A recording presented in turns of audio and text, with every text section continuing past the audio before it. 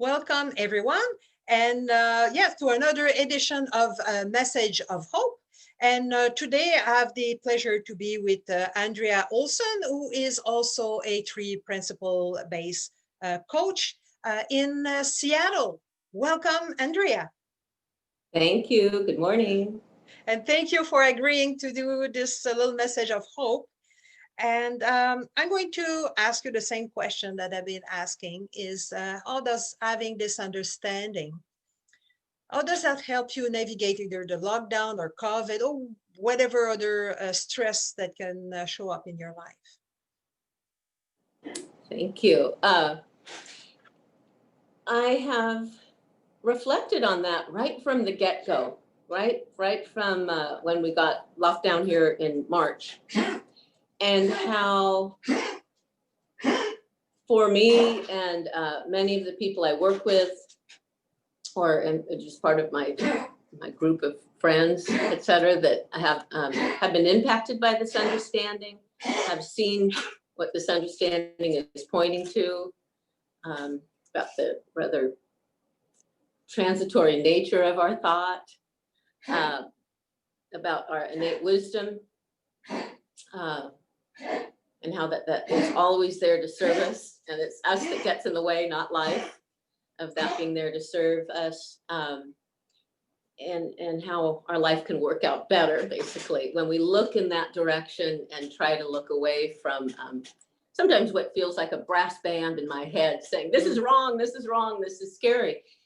And so when the lockdown happened, it was so clear to me from what I could hear just from neighbors and what I heard on the local news or et cetera, that many people were very, of course they were all traumatized. You know, it was just assumed that everyone was extremely stressed and extremely dismayed, despondent, panicked, all that shopping, you know. And what I could see clearly is many of the people I was around or working with were like, I've already been through some rough stuff in my life, and I understand that I can bounce back. It just didn't occur to them to be caught up in the panic. It just didn't seem like the automatic thing to do. And I think some of that has to do with,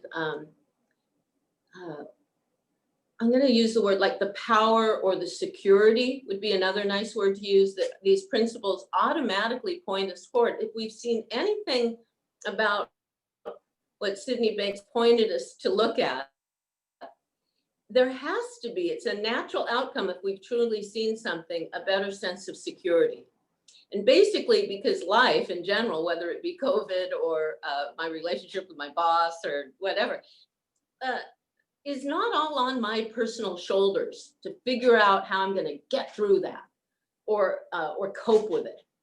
Coping is a big thing we love to do. How am I going to cope with this? Oh, this is going to be really hard, really.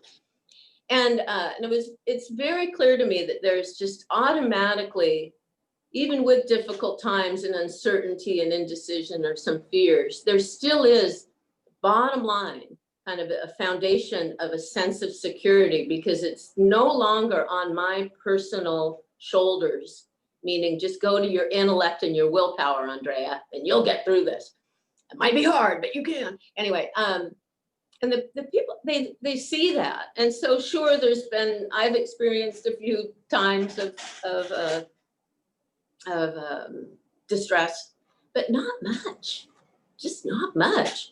And I think that's one, because I get to work with people that come to me, and so I get to keep reminding myself as I share this message with others, that there always is hope. There's no way I cannot be hopeful when I know that there is something bigger than just, it's not all on my own personal shoulders to make this happen.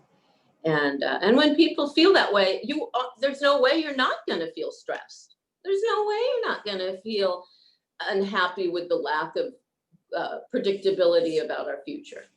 Well, when we wake up to the fact we've never known what the future was going to hold. Who are we kidding? You know, who are we kidding? We've never known. There's nothing new about COVID in the sense of like, gosh, now we don't know what's going to happen with the economy.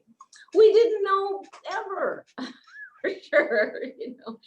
And the more in touch we are with that, and the less of a problem that appears, there will be peace of mind. There's no way it can't be there. I don't have to reach for the peace of mind. It is there once I kind of clear away the debris of some mistaken ideas and thinking and beliefs. So that's where I kind of stand on that one. And human beings are resilient to start with. Now, that's what we survive up till today, no, as a species. And like you said, we never knew the future. No, we were just good at assuming that what was going to be like, and we survive all kinds of things. Yes, yes. And then our resilience appears in the moment. And I think the distress that I know I can get into, but I see others getting into, is wanting to be prepared for the future. So we pull up past memories in our, you know, Yeah. that see them and apply them to, oh gosh, this is going to be hard. Oh gosh, what if next month's my blah check or my whatever. And so we forget that in that moment, even if worst case scenario does happen, in that moment, we will have access to need to make the next choice in the next moment, you know, we have access to so much more than we think we do in the moment. And yet we waste so much time in worry. We all spend way too much time in worry, you know, and I try to just ignore it as best as I can, and see that I just don't respect worry much anymore. Yeah. That's why I stopped watching the news. No, because fear, death. So, yes.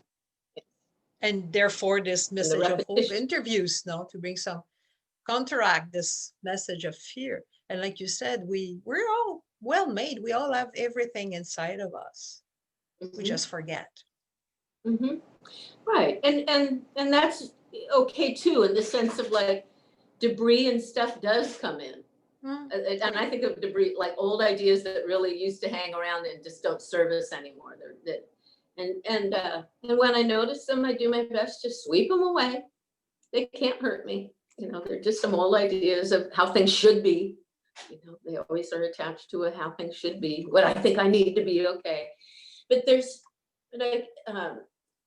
you know, we talk so much in our community about a new understanding of thought, and that we're thinking machines, and that thought is illusionary. And we talk a little bit about consciousness, which is good. It's important to be aware of what we're awake to in any given moment. But sometimes we don't talk as much about mind, and the hope, the absolute hope that an understanding of the presence of mind, not understanding mind. I don't know anyone that understands what we talk about perfectly, because it's something eternal and omnipresent, omniscient, omnipresent, and omnipotent, you know, is how I like to think of that. And but that's really where there is hope, and that it's so ordinary. And it's so ordinary and so present with us, always has been, always will be. And we could term that mind too, is that innate wisdom that resides within us. It's always there. It's just fine. Yeah. So they're just, it's like, I don't have to go running around and hope to find hope. It is so present. It's as plain as the nose on my face, really. Yeah. When we don't interfere with the system, it works perfectly. Yeah. Yes. And again, and we will interfere. Oh yes. You know, we're human. Right? We will kind of try to, not truly interfere, because the system is perfect, but we try to, we get cluttered up. I mean, I have on my table where I sit and chat with people when we can meet in person. And I often have a little snow globe there, because it's a great metaphor for when we get all shaken up and worry shakes us up, all of how things should be and how strongly I feel about those, and how attached how certain I am about those, like a stake in the ground. All those things, the seriousness is what all the clutter is, all the snow in the snow globe that's shaken up. And if we just set it down, like you're saying, and just leave it alone, eventually, it doesn't happen always like that. By nature, things will settle by nature. I don't have to climb into the snow globe and push each no clutter thing down. It will, it is its nature. It's like, it's the operating system. It's kind of the physics of that it will do that. Isn't that great? Doesn't that just make life feel so much nicer and less effortful, less, I used to live in life like it was, and I didn't see it, I kind of felt it, but like one big long wrestling match. Man, I had to get in there and wrestle with God because God wasn't doing what I thought God should be doing. The universe was misbehaving and not fair, right? Let alone my fellow human beings. I mean, I took my wrestling match to a global, eternal level, which is exhausting. I was not doing well. I was that kind of thinking. Anyone will end up with a great deal of psychological distress, right? So this new way of life, or new way of seeing the operating system of life, is really what it is there's so much more ease to it, and undeniable presence of hope, and